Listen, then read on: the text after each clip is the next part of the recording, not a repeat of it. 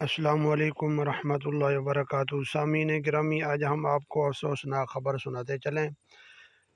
और अफसोसनाक ख़बर सुनाने से पहले छोटी सी गुजारिश है कि अगर आपने मेरे चैनल पर नए आए हुए हैं तो मेरे चैनल को सब्सक्राइब भी करें और बेल आइकन को ज़रूर दबाएं। आने वाली जो भी वीडियो हो आप तक पहुंचती रहे।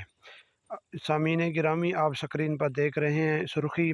मुफ्ती तकी उस्मानी साहब डॉक्टर आफिया सिद्दीकी की वालदा इस्मा सिद्दीकी की नमाज जनाजा पढ़ा रहे हैं और इस्मा सिद्दीकी अपनी बीमारी की वजह से फौत हो चुकी हैं। और डॉक्टर आफिया सिद्दीकी की जो वालदा थी वो बहुत ज़्यादा बीमार थी और बीमारी की वजह से फौत हो गई। और डॉक्टर आफिया सिद्दीकी की अपने आँखों से वो तकलीफ़ देखती रही जो बदबख्तों ने उन पर जितने भी हालात किए।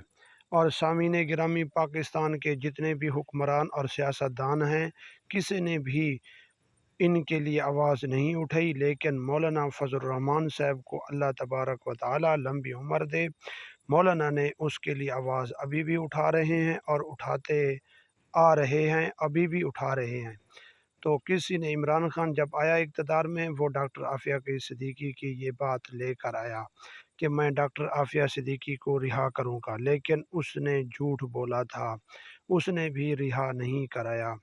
कि दुआ है कि अल्लाह तबारक व तआला डॉक्टर आफिया सिद्दीकी की वालदा की बख्शिश फरमाए और आगे वाले